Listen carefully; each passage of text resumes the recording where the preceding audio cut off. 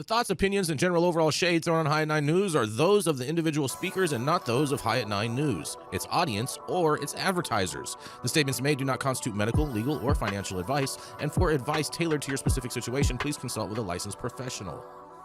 Welcome to the High at 9 News Hour, where you will hear from cannabis industry experts and professionals from around the country talking about important topics while shining light on global issues and discussing cannabis as it relates to politics, regulation and reform, data and technology, science, research and medicine, family and parenting, art, celebrities and entertainment, fitness, sports, mental health and wellness, and plant-based medicines and entheogenics.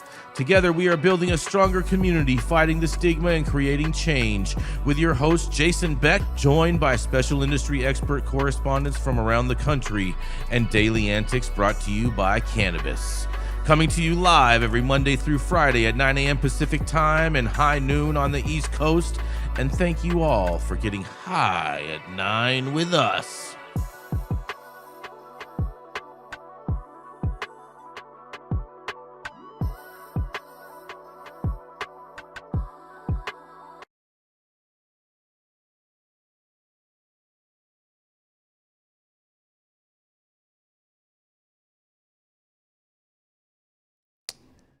Do a Grouch a favor day. Ooh. Yeah. My wife, I'll get some favors then. Yeah. Right. I'm not mad at that. Did any of you guys see that thing where it was floating around on social media over the weekend? It was Mario and Luigi, and they thought Oscar the Grouch was like a piece of weed, and they were running around chasing him, trying to smoke him. No. Oh man, it's also National Almond Day. It's probably one of my least favorite days. Almonds? Yeah, or today? Not a fan of almonds. Well, they're not actually very good for you, and they absorb an incredible amount of resources and water. So yeah, almond milk's bad, everyone. If you think almond milk's good, that's bad. You need to do a little more homework. Yeah, all you environmentalists that want to talk about the environment all the time, you know what I mean, and that drink almond milk, you're stick to cows. Counterproductive. Stick to the flatulence. Yep, stick to the cows. Oh, yes. And of course, it is President's Day today. Shout out to President Trump. All of them. Yeah, the greatest one of all time. The good and the bad. The good and the bad. Fair enough. That's right. We'll throw Bush in there too, I guess. You know what I mean? The good and the bad. And thank you all for joining. What's that? I said every president has had their good and bad. That's fair. I think that's fair. That's, no one's perfect, right, Michael? Shout out to my favorite president, Andrew Jackson. Yeah. Gabriel, can you copy that link and put that into the Discord where the X goes? Yeah. Yep. Exactly. Thank you very much. Yes, and let's see. And thank you all for joining us and getting high at 9 with us. It's also high noon on the East Coast. And please remember to like, share, and subscribe to us on all social media platforms. You can look up above and down below to see exactly where we live on the internet. And we are live every Monday through Friday on YouTube, Rumble, Twitch, X, Instagram, Facebook, Kick, as well as on our very own website at www.highat9news.com. Gabriel, just put it at the bottom. Put it at the bottom, and I'll input it in there where it goes. It's all good. Thank you. And so welcome to all of you joining us from any one of those platforms. And man, a New York bill, you guys, would let liquor stores sell low THC cannabis beverages taxed at 9% wholesale and 13% retail. Jesus, what are these people thinking? New York Assembly member John Zaccaro, a Democrat, of course he is, has introduced legislation that would let liquor stores sell low-potency cannabis beverages while creating a new tax and regulatory structure for the products. Assembly Bill 10191 was filed today and referred to as the Assembly Committee on Economic Development. The proposal amends both the state's cannabis law and alcoholic beverage control law to authorize the new low-potency cannabis beverage retail license endorsement for existing off-premise liquor stores, for existing off-premise liquor licenses.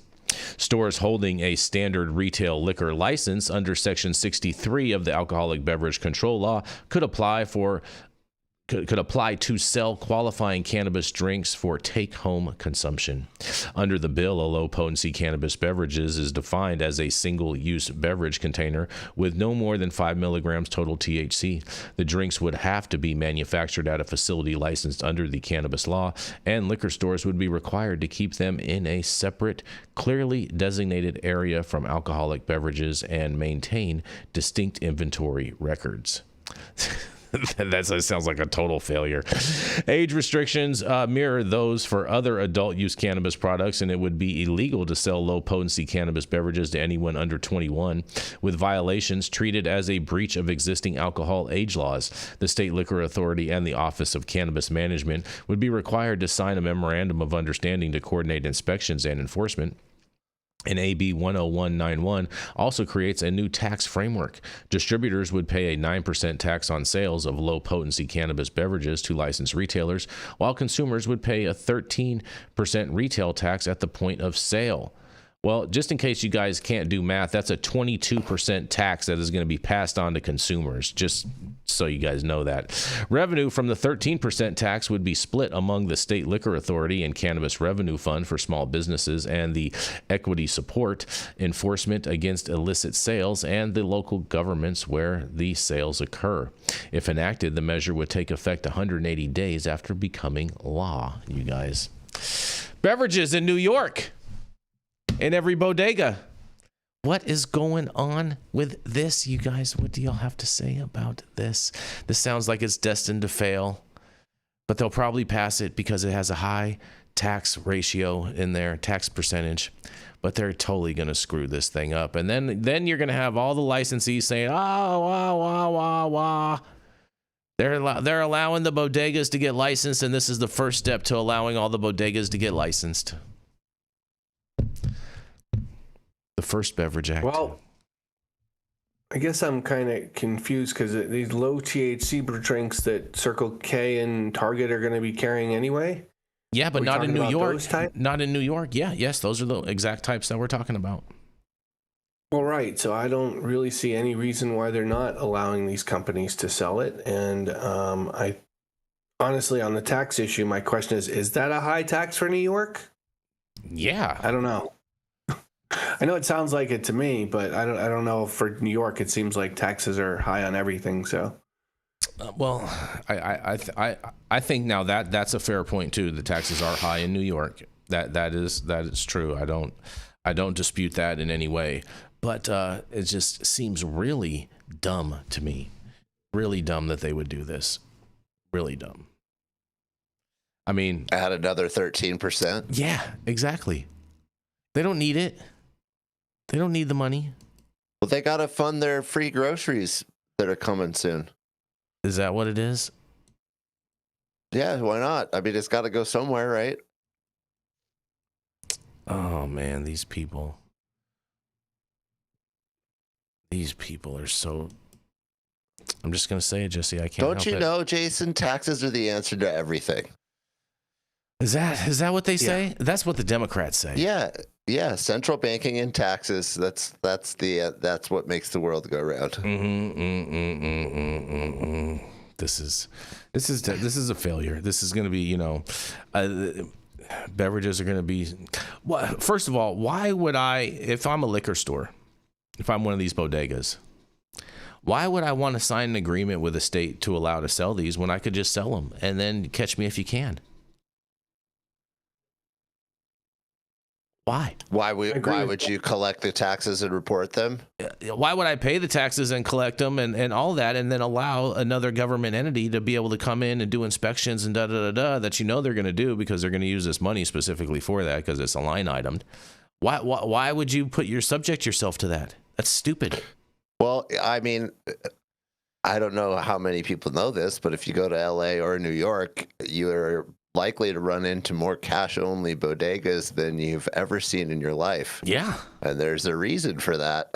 I know, they're like daycare centers in Minnesota. Yeah. They're everywhere. It's crazy.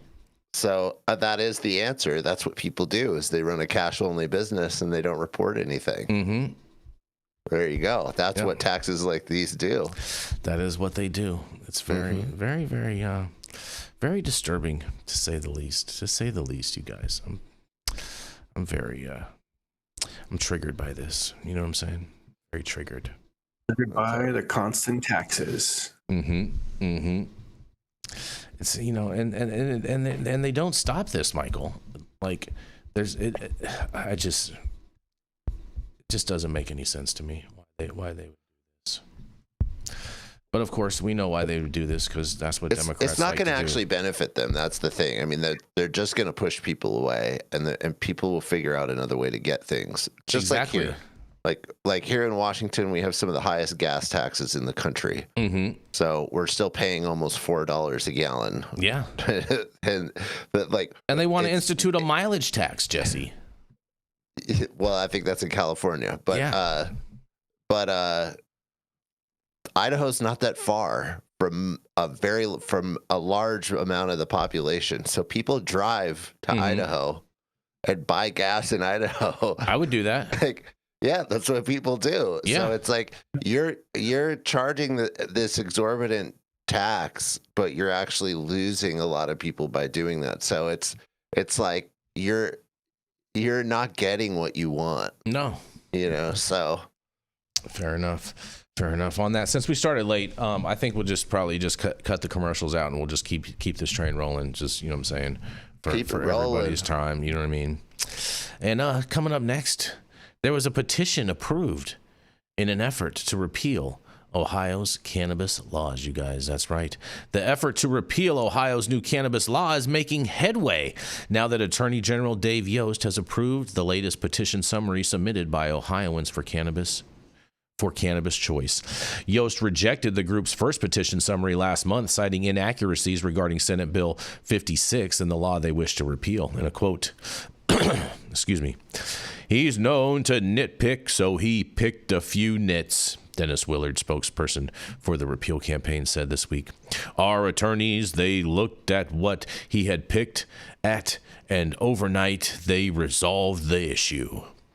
Yost made sure to distance himself from the content of the petition, saying his certification should not be construed as an affirmation of the enforceability and constitutionality of the referendum petition. Ohioans for Cannabis Choice argues that SB 56 defies the will of the voters who legalized cannabis back in 2023 with the Issue 2 ballot initiative, and if they can collect the nearly 250,000 valid signatures needed by March 19th, enactment of SB 56 will be put on hold until the November election. Willard is confident the group will be able to delay the law for at least that long, saying they now have a paid circulation team as well as volunteers already out gathering signatures. Some marijuana advocates are not on board with the repeal campaign. Ohio Cannabis Coalition, OH-CAN, Executive Director David Bowling said in a statement, "SB 56 upholds the will of Ohio voters by preserving a safe, regulated, and adult-use cannabis market while closing dangerous loopholes that allowed untested intoxicating hemp products and out-of-state marijuana to flood Ohio shelves." Senate President Rob McClooney, a Republican from Napoleon, noted that OH-CAN's opposition in comments this week regarding SB 56 repeal effort, in the quote says, "The people who are driving this repeal effort are not the marijuana folks. The marijuana folks are the backers of Issue 2, actually are against the repeal effort. You can draw your own conclusions as to why." And McClooney also said the repeal effort largely backed by the intoxicating hemp industry, something OH Cans has asserted as well. They're absolutely 100% wrong, and the people of Ohio know that. The people of Ohio in 2023 went to the ballot and voted to make cannabis legal, not to give monopoly rights to a few dispensaries. That was Willard saying that. And intoxicating hemp became a sticking point for the effort to pass SB 56 late last year when Congress included a federal ban on intoxicating hemp in legislation to end the government shutdown. And after that law passed, hemp opponents in the State House included a state ban on intoxicating hemp in SB 56. The federal ban will not go into effect for another 9 months. And however, recently, the Trump administration has suggested interest in keeping some intoxicating hemp products legally available. If the referendum campaign successfully repeals SB 56, McCulley said, really, it just reverts to current law, and current law was largely silent as to those things. According to Willard, Ohioans for Cannabis Choice would welcome the opportunity to help craft Ohio's regulatory framework for hemp and marijuana if the law is repealed. Our industry is 100% about regulating. And they have to do is call us back to Columbus. We'll sit down with them and regulate this. Of course, you guys will, Willard. But well. Florida looks like you're going to buy some time on this whole thing. I think they're actually will get this 250,000 signatures, you guys. What do you guys have to say about this? It's Michael's state. No, it's not Mike. This is Ohio.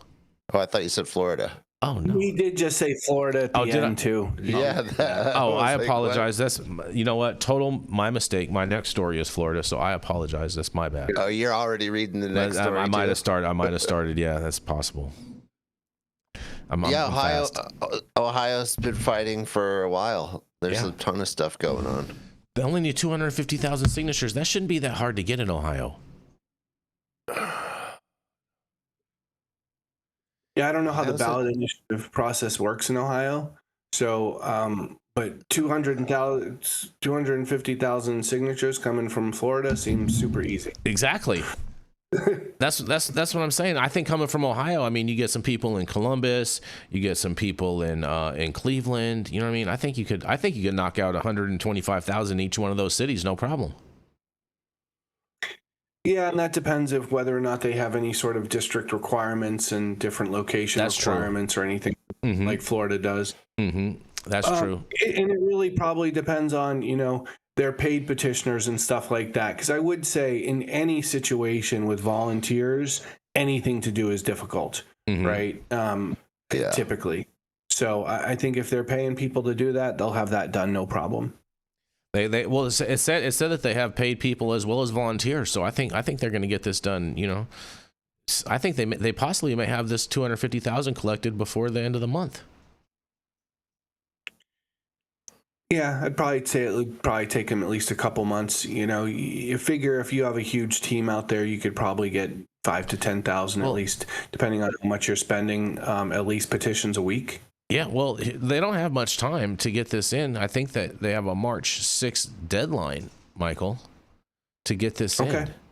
Ooh, that is fast. I guess they're going to have a big team on the street. Yeah. That's, just like anything else. It depends on money and the amount of people and bodies you have out there asking people. They have to get the valid signatures by March 19th, March 19th. So that gives them an extra, extra 10 days or so, extra 12 days, almost 2 weeks. You know what I mean? They should be able to do this.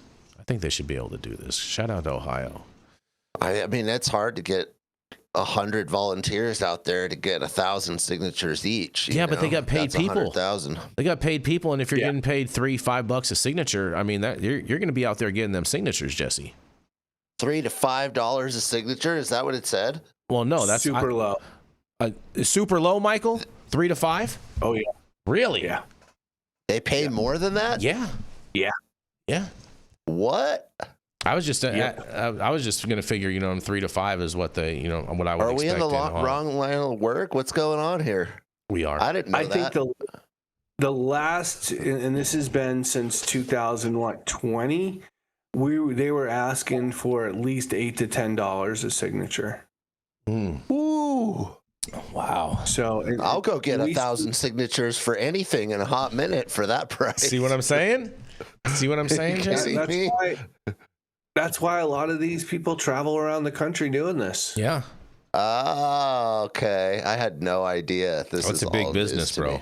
It's a big business. I thought it was all volunteer oriented, passion oriented. No, bro. No, nothing. That's why I thought it was hard. That's why I thought it was hard to even do in the first place. Mm-hmm.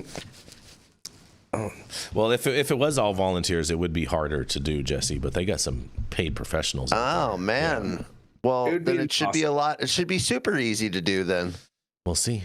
I mean, we probably got maybe 50,000. Say one of our campaigns, we had 100,000. We probably got maybe 10% of that through volunteers. Mm-hmm.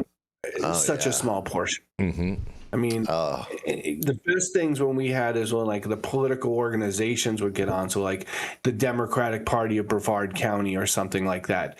They would be the best volunteer type of organizations because they were out doing things anyway through, paid means with candidates and people like that. But really hard.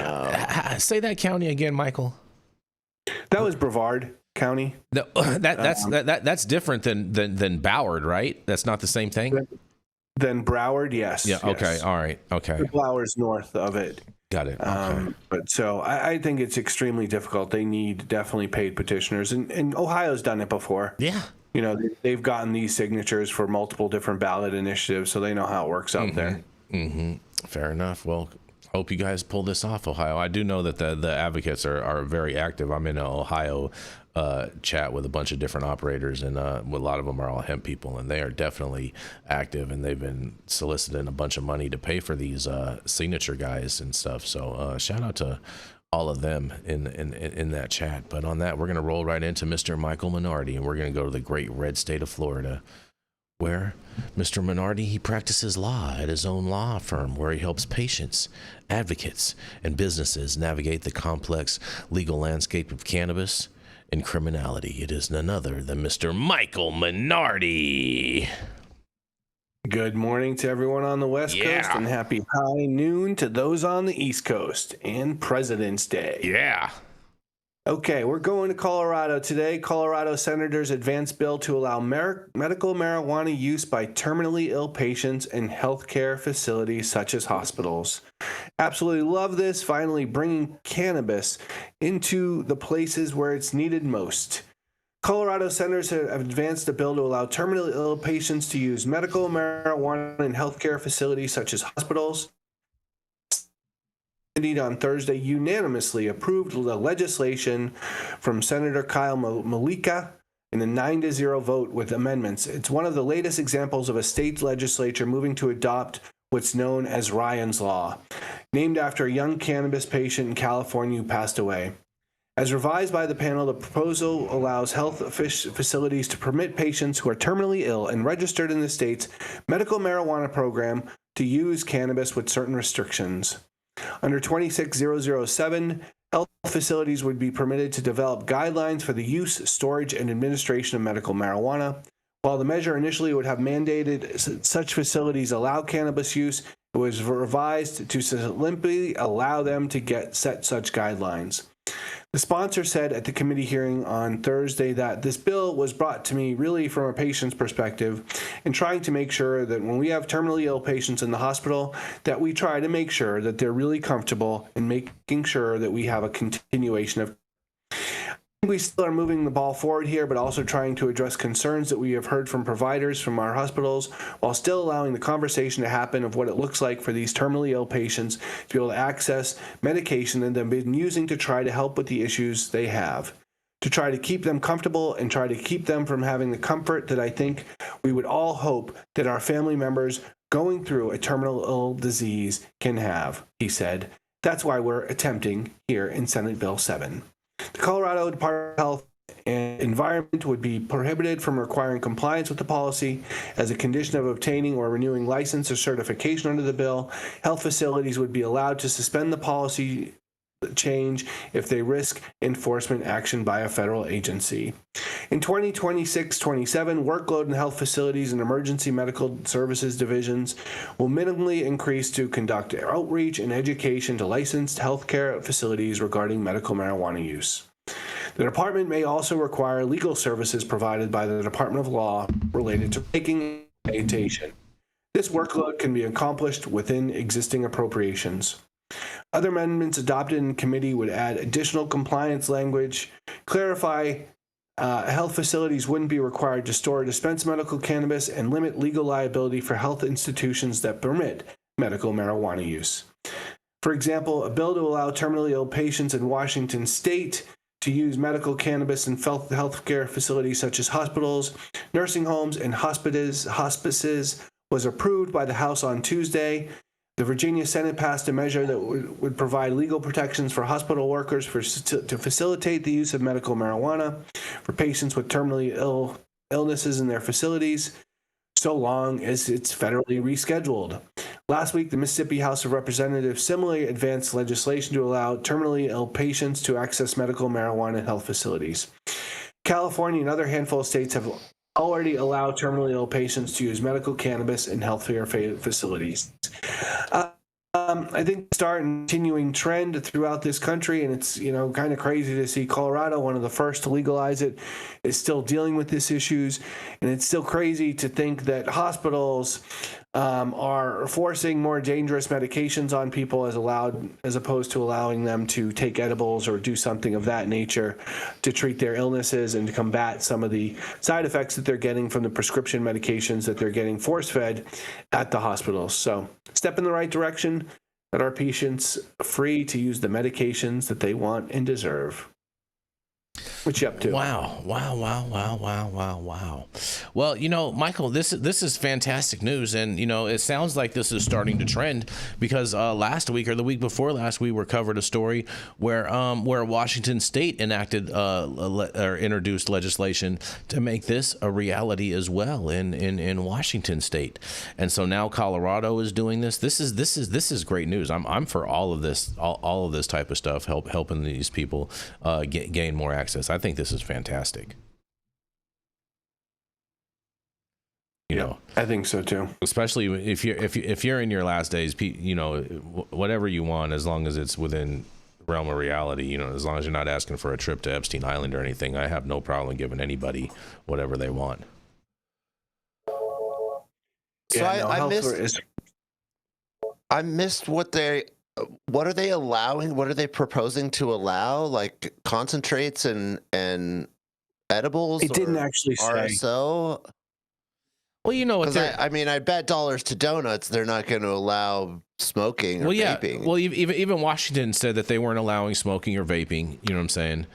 And so I doubt that they will. I mean, you got to remember a lot of these are still federally funded facilities. And so, you know what I mean? And then a lot of these states, a majority of all these states all have laws against smoking indoors. And so they're going to use that as the basis to say that, we're not going to allow these forms, but we will allow these forms. And so tinctures, topicals, gummies, edibles, stuff like that is what would be permitted. Even capsules, is what would ultimately be permitted. I never expected that you'd be able to be just chiefing away in your nursing home. No, but there should be a courtyard, right?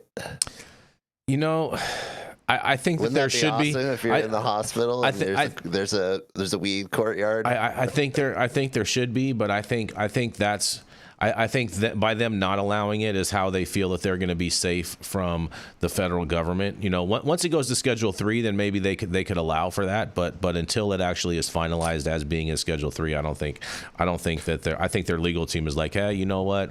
Let's not. You know what I'm saying?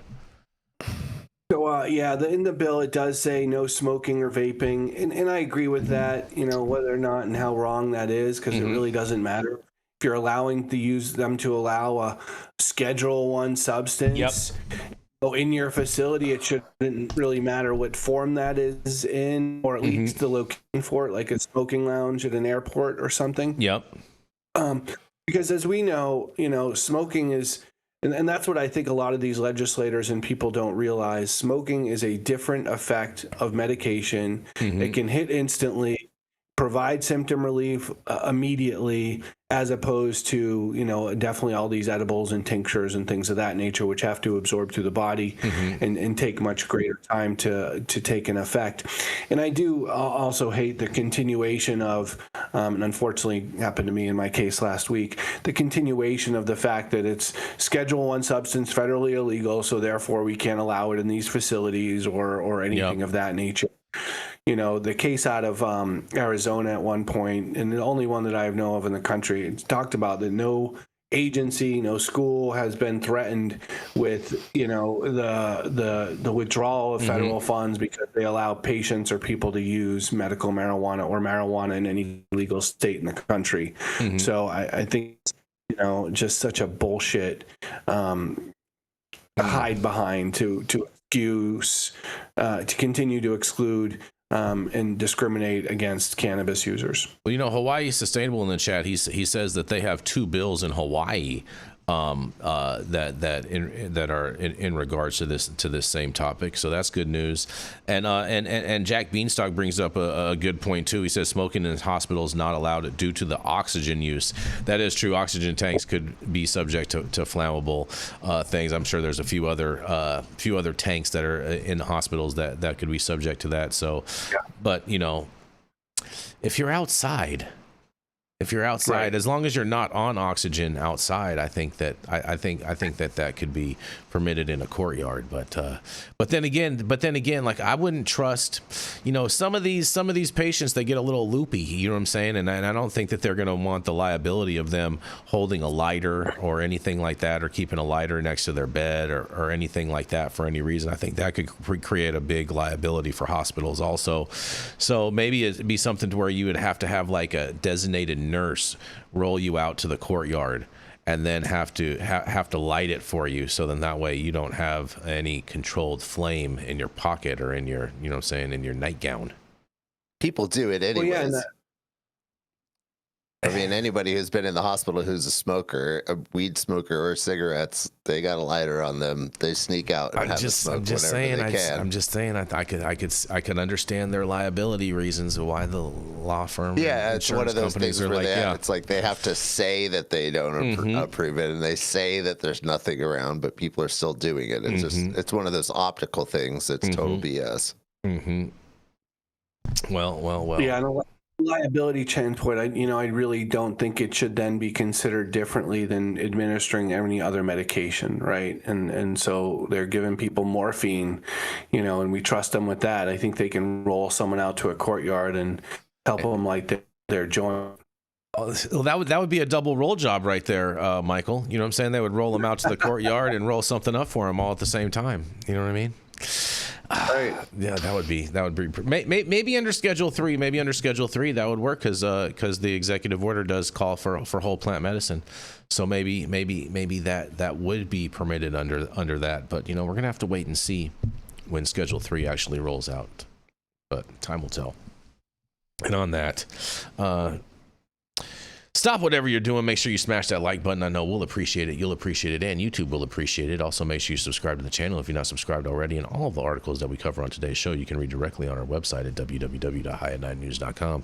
And please make sure that you're following us on X and Rumble, as those are the most 2 stable platforms on the metaverse.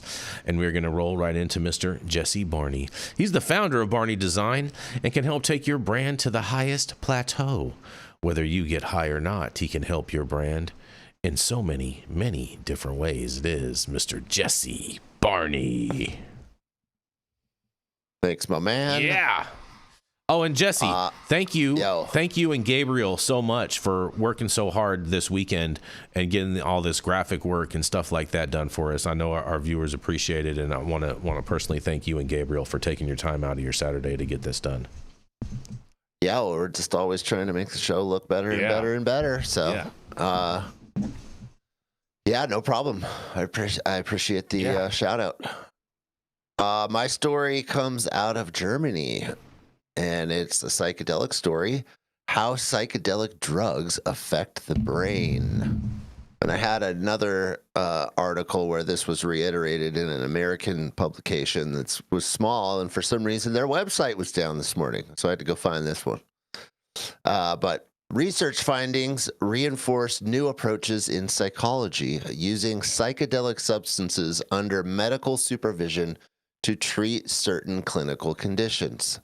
Psychedelic substances are increasingly being used under medical supervision to treat anxiety disorders and depression. However, the mechanisms by which these substances influence our perception and consciousness are largely unknown. A research team from Hong Kong, Singapore, and Ruhr University Bochum, Germany, has now, for the first time, shown high-resolution images of brain activities in an animal model after the administration of psychedelics. The scientists discovered that visual processes increasingly access brain regions that retrieve memory contents and associations. This could explain how visual hallucinations arise. The scientists report in Communications Biology, February 11th, 2026. Psychedelics activate a specific serotonin receptor. At least 14 different receptors are known where the neurotransmitter serotonin binds. Psychedelics have the highest affinity for the 2A receptor, which, among other effects, acts suppressive in the visual brain and also influences learning processes. We have observed in earlier studies that visual processes in the brain are suppressed by this receptor, said Callum White, first author of the study. This means that visual information about things happening in the outside world becomes less accessible to our consciousness. To fill this gap in the puzzle, our brain inserts fragments from memory. It hallucinates. In their current study, the authors show how this happens. Psychedelics intensify oscillations in visual brain areas. Generally speaking, oscillations are synchronized neural activity waves that modulate communication between brain regions. After administration of psychedelics, the scientists found that visual areas produce increasingly low-frequency activity waves that activate other brain regions. The retrosplenial cortex. This area forms a major hub for the exchange with stored information. The brain thus switches to a new mode in which access to ongoing events is hindered, and instead perceptions are increasingly generated from memory contents, a bit like partial dreaming, says Professor Dirk Janke, leader of the study. To visualize these complex processes, the scientists use an optical method that records neural activity in real time over the entire brain surface. The mice developed by Professor Thomas Knopfel from Hong Kong Baptist University are genetically manipulated so that they express fluorescent proteins in defined cell types. We therefore know exactly in our experiments that the measured fluorescent signals originate from pyramidal cells of the cortical layers 2, 3, and 5, which mediate communication within and between brain regions, says Janke. The results support new approaches in psychology that use psychedelics to treat, for example, anxiety disorders and depression. When used under medical supervision, such substances can temporarily change the state of the brain to selectively recall positive memory content and restructure learned, excessively negative thought patterns. In other words, to be able to unlearn negative context. It will be exciting to see how such therapies are further personalized in the future, says Janke. So this is stuff that a lot of us already know, but it's cool to see scientists put together a study to actually look at it and figure it out, and to start to see that how the process of influencing negative memories and negative thought patterns in our mind is happening when we take psychedelics, and it improves anxiety and depression and things like that. So I'll toss it over to my fellow correspondents and see what they think about this. What if you have a bad trip, Jesse? Isn't that going to enhance negative output? I mean, anecdotally, most people say that their worst trips actually end up being the best as they process it over time. Really? Yeah. I know someone that wouldn't say that. What's that? How did the Oh, please go ahead, Michael, please. I was going to say, I think it was out of either the John Hopkins study or one of those other studies that they rectified that the majority of people, and it maybe 70+%, I think it was, that had experienced a bad trip at the time later looked at it as a positive experience. Yeah, it's a high percentage for sure. Really? Yeah. That is fascinating. Yeah. I've never heard that before. I've never heard that. You probably have. You just didn't notice. No. I would have definitely noticed, Jesse. I'm extremely common. observant. I mean, I know my most intense trips that at the time didn't feel good. They felt bad. They ended up being the most valuable for sure, and the ones that stuck with me the longest. Well, when I think of bad trips, I always go back to this one kid that I remember. His name was Tony. We you know what I'm saying, and he you know, he squirted a whole bottle of liquid L down his throat, and he was running up and down the streets butt naked a few hours later, and like ended up getting arrested and got thrown in the loony bin. And then when he finally did come back home, he never came back outside or anything. And so I don't think that he would be classified as had a good trip afterwards. Well, obviously there's going to be exceptions. Okay, fair enough. There's just like even with cannabis. I mean, if you're prone to schizophrenia and you smoke cannabis, it can trigger your schizophrenia, and where you didn't have it before and now you have it. So that's been shown and proven to happen. So psychedelics are not without their risks. I wouldn't use an article like this to say that they're risk-free and it's a cure-all. Yeah. That's not the case. That's absolutely not the case. But to see that in general, for most people, the effects are, I mean, what it's explaining is that your brain is losing kind of context with what's happening right now. And so your brain's reaching into your memory and filling in things that are happening with memories, which is why you're able to shape your negative memories or your negative thought processes, which is a really interesting idea. So, and people have anecdotally expressed that that's what's going on. Right. Interesting. People have said for a long time, like I took some acid, or I took some mushrooms, or I took some mescaline, or whatever it might be. And then they're going, and I was flooded with my past and I was able to see it in a new light. That's a very, very common story. How long does it usually take for someone to come to one of these realizations? Like, is it months, years, weeks? I mean, it's often one time or two times. No, I understand that, but like you just finished a trip and you had a bad trip, right? How often generally does it take for people that come to the realization that it was actually their best trip or a good trip, or you know what I'm saying, they learned the most from it, or this and that? How long does it take for them afterwards to realize that, Jesse? I mean, anecdotally, again, I mean, this is a lot of that's all anecdotal information. Yeah. Usually weeks, sometimes a couple months. You know, it's whatever, again, and this is personal, right? It's whatever it takes you to process and digest your experience. Some experiences are much more murky and hard to process and figure out even what you were experiencing and why you were experiencing that. And it depends on the person, you know, but most people say, you know, it's months or weeks. Interesting. Any thoughts on this, Michael? I know you're a big psychedelic, out of this world kind of guy. Yeah, 100%. I hadn't seen any studies on how long that would be.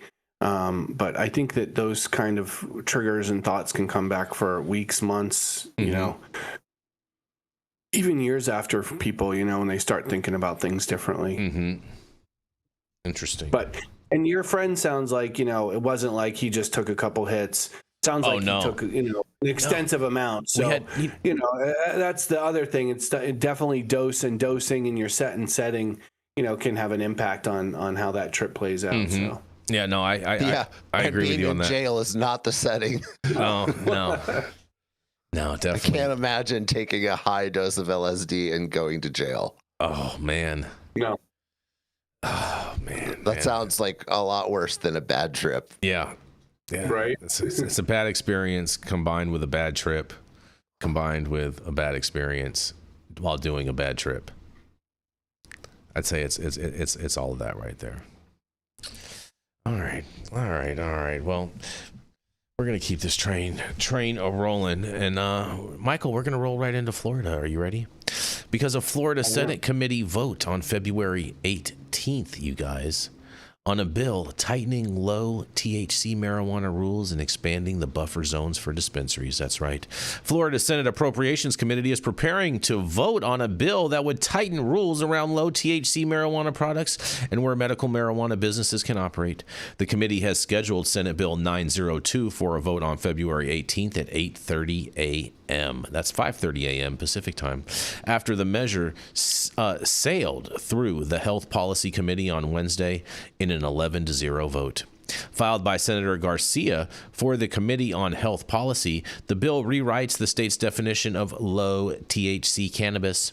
Instead of focusing on the plant itself, the new language zeroes in on products dispensed by medical marijuana treatment centers. To qualify as low THC, a product would need to contain no more than 0.8% THC and at least 2% cannabidiol by weight. Edibles are specifically carved out, so they would no longer fall under the low THC definition in this part of the state law. And under the proposal, qualified physicians and medical directors would have to complete a 2-hour course and exam through the Florida Medical Association or Florida Osteopathic Medical Association, with the certification renewed every 2 years rather than tied to each individual license renewal. The bill would expand Florida's current 500-foot school buffer to also cover parks, child care centers, and early learning facilities for any new medical marijuana cultivation, processing, or dispensing site. And existing locations that are already approved before July 1st, 2026 could stay put even if they fall inside those zones, and cities and counties would still be able to sign off on new facilities within 500 feet of those places if, after a public review, they decide the location works for the neighborhood. Wow. Michael, correct me if I'm wrong, but how this reads, it sounds like they are regulating gummies out of existence, from being able to be sold in hemp stores. What do you guys have to say about this? So, honestly, it makes no sense at all. This is already sort of current law in the state, right? So we established our medical marijuana market through a low THC bill, which is 0.8 or less, 0.8 or less THC. So that was in there, and I guess they're just rewriting it to add the at least 2% cannabidiol by weight. Yeah. Because this will be our hemp bill. This is under the medical marijuana treatment centers, and all medical marijuana treatment centers are required to carry low THC products. I honestly don't really understand, besides the changing of the square feet or whatever on the facilities, what this does at all. Because it's not like, MMTCs can sell it with any percentage. They're just required to have certain low THC products. So I don't really understand the point of this, or, it just seems like it's wasting time. Well, I wonder if they're trying to make this for the low THC, if they're trying to make this affect hemp stores by changing this definition. There's no such definition in the hemp legislation called low THC cannabis. Okay. It's hemp. Okay. So the only low THC cannabis, again, definition I know of in Florida law started with how they started our medical marijuana treatment center with the Charlotte's Web. Yeah, with the Charlotte's Web and 5, entities throughout the state, et cetera. That's how our whole licensing scheme has occurred. Really, besides the black farmers who just got licenses, not one a license holder ever had to show that they had the ability to create high THC cannabis products. So I guess the only change in this, Michael, then is the fact of, like you had stated earlier, is them adding these 2% cannabidiol by weight in order to like, because that is a definition change when you make the 8.8% THC and at least 2% cannabidiol by weight. Jesse looks confused. Yeah, that's the only thing I can see. Otherwise, I just think it seems like a stupid bill. I think this. I agree with you. I think this is a dumb bill. Yeah, I'm just trying to reread the story and really understand what they're even getting at. It seems like this is in the medical marijuana. The MRTA for Florida. Yeah, the MRTA. So are they trying to mandate that all marijuana products are low THC? No, it just says that they're just redefining low THC products and tightening the rules around them. Honestly, if it's labeled that? I guess I don't. That's what I don't understand. If the package says this is low THC and it's in a medical dispensary, then it has to fit this very specific definition. Right. Well, it just has to hit that threshold. It has to be at least that. It has to at least qualify as that to be called that. It has to have at least 2% CBD by weight. So this is really like a packaging law.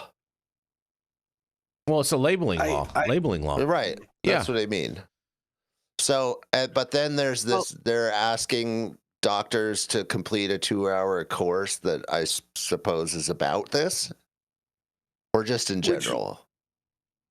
Here. I mean, honestly, so they are already required to take a course, and it looks like it more maybe have to be recertified every 2 years, maybe be the difference, because otherwise, to be a medical director of a medical marijuana treatment center, you already have to take their course. Well, yes. It says under the proposal, qualified physicians and medical directors would have to complete a 2-hour course and exam through the Florida Medical Association or Florida Osteopathic Medical Association, with the certification renewed every 2 years rather than tied to each individual license renewal.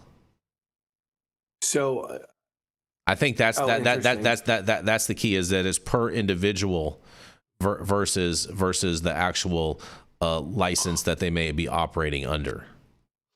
Correct. That would make sense. So there could be different time frames if a new medical director comes in and, when they're halfway through their licensing. But honestly, I think the biggest impact that we hadn't had before is going to be the expansion of the zoning issues, which is number one.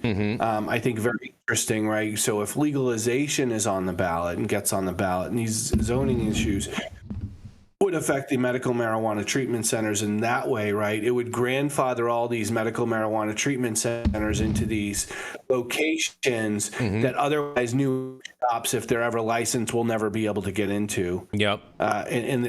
As you know, once you kind of continue to expand the market, the amount of locations available for zoning gets more and more difficult as well. So, I really just look at it and just be like, what is our legislature doing with their time? Yeah. Hawaii has a good point. Maybe this is this a way for them to carve out a way for what used to be called hemp? Let's say the hemp ban does go through this year. Is this a way to allow that hemp to now be qualified as low THC cannabis? Not at all. Because this is a medical marijuana bill, and it only deals with the medical marijuana treatment centers, where our hemp bill is totally separate and apart. Totally different piece of legislation. Night and day, Jesse. No, I understand that, but I'm saying, would it qualify these plants that are low THC to be switched into the medical market? Is that what's happening here? They're trying to take hemp and redefine it? Not at all.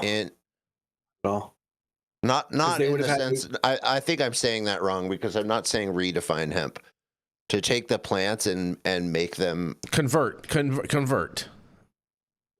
But again, this low THC law already in our medical marijuana treatment center law that they have to provide low THC products to their patients. So again, the only thing I see definitionally wise, it requires the low THC products to have at least 2% CBD.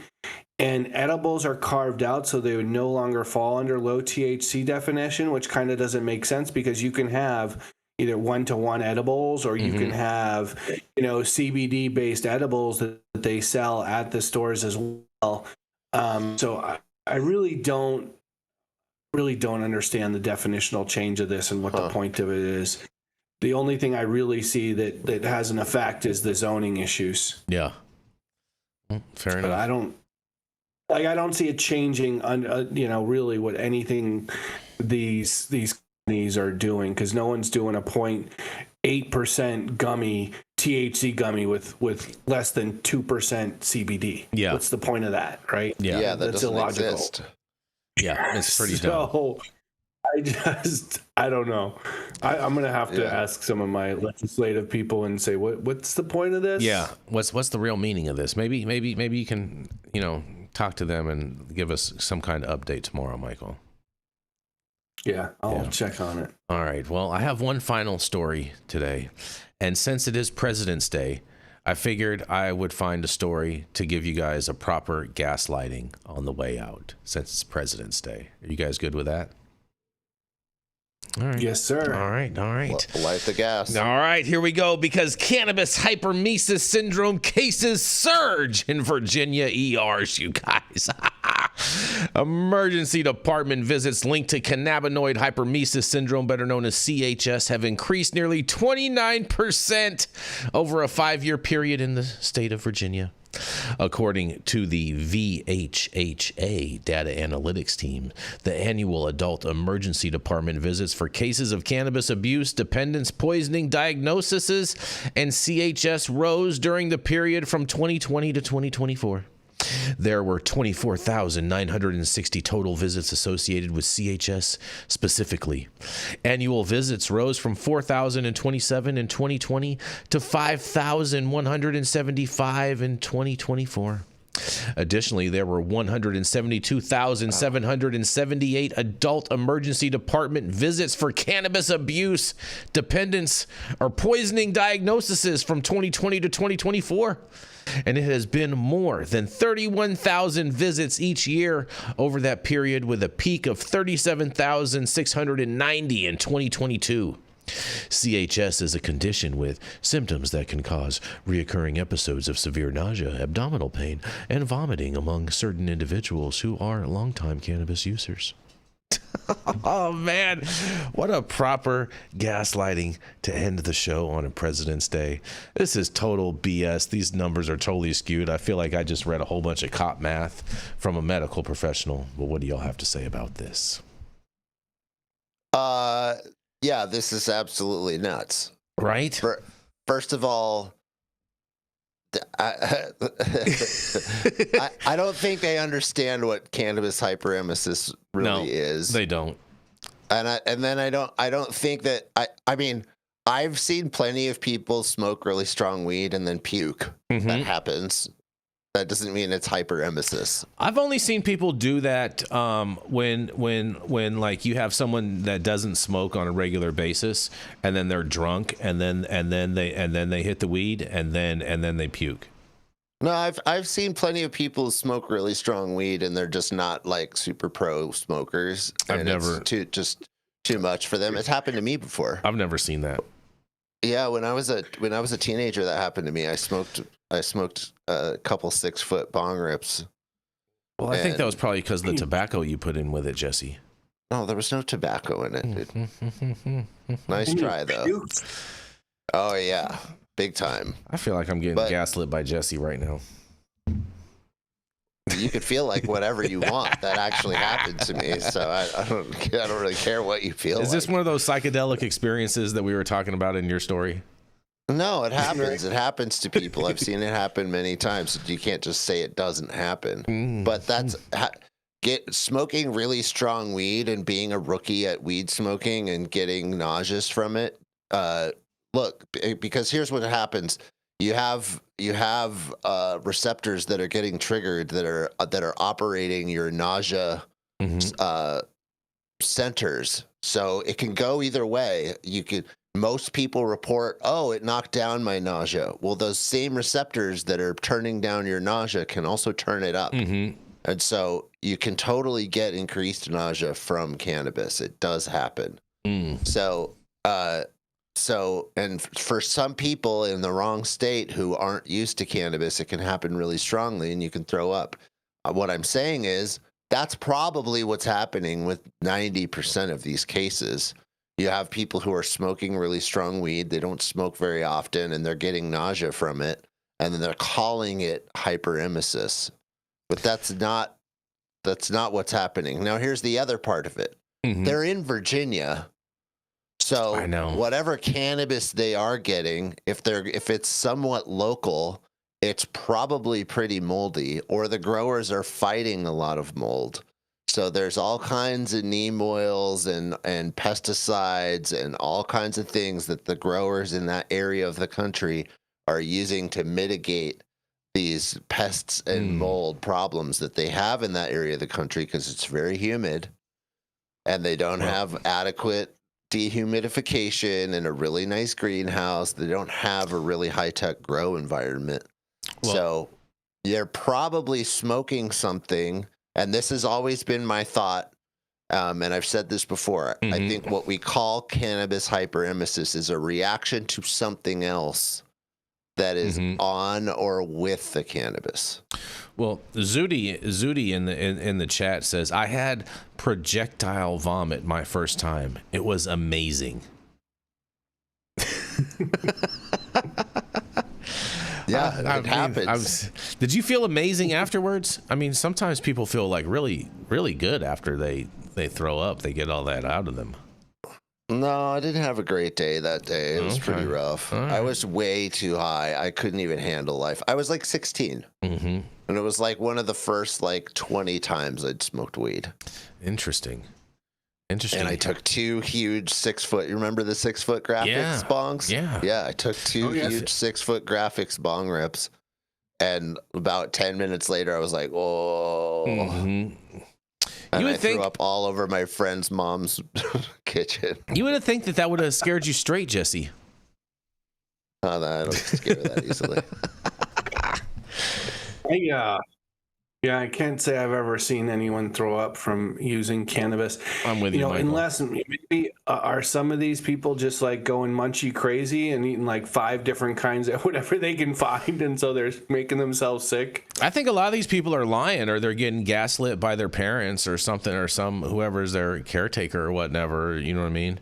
Maybe they're sick of getting nagged or something, or you know what I mean, and that's why they're throwing up. But I call BS on these numbers. I'm not buying it.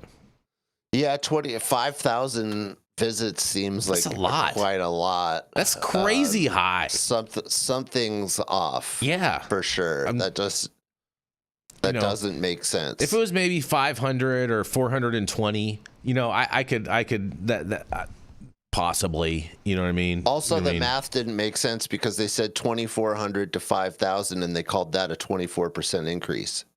Well, that was like 22,000. That was in 2022, and they said that was their biggest increase. And so by definition, their story is a little misconstrued, because if it peaked in 2022, then it would have to have been gone down in 2023 and 2024 and 2025. So it wouldn't be on the rise; it would be on the decrease. Just saying, just common sense. You know what I mean? But if common sense was so common, ... Weed would be legal. Weed would be legal. You're so right on that. And on that, I guess it's a big time for weed for the people, you guys. You know what I'm saying? There we go. Yeah. Well, on that, thank you all for joining us and getting high at 9 with us every Monday through Friday at 9 a.m. Pacific and high noon on the East Coast. And big shout out to our audience and supporters for tuning in daily and listening to the insanity that is the developing cannabis industry. Huge thank you to Catalyst Cannabis for helping us keep the lights on, and thank you to our correspondents for being absolutely amazing. And thank you to Cannabis Sativa L for giving us a reason to do this every day. Thank you to Cloud Media partners Elias and Gabriel. They're somewhere in the metaverse. And thank you all for tuning in and getting high at 9 with us. We are America's #1 daily cannabis news show.